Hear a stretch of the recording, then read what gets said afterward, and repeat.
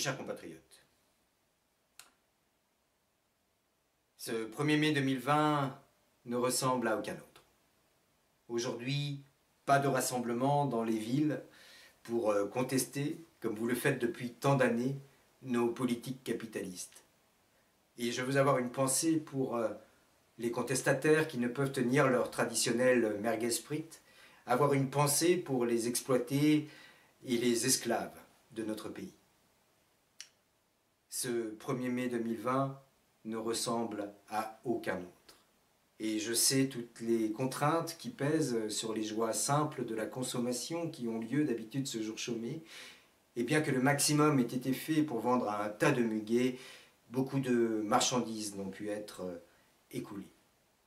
Et pourtant, l'esprit du 1er mai, cet esprit de solidarité entre les travailleurs, n'a peut-être jamais été aussi puissant, aussi vivant. Car, comme le disait Pétain, c'est bien grâce au travail, célébré ce jour, que la nation tient. C'est grâce au travail, à l'exploitation de nos soignants et à la répression par les forces de l'ordre que nous sauvons chaque jour ce monde, notre monde. C'est grâce à l'exploitation de nos agriculteurs, des fonctionnaires, des salariés et des indépendants que les profits continuent malgré tout et que nous pouvons en exploiter d'autres par le travail à distance.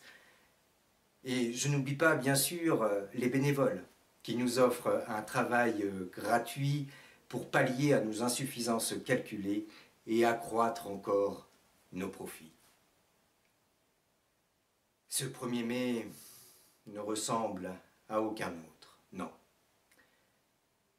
Privés de ces manifestations, nous en mesurons aujourd'hui toute la valeur et tout le sens.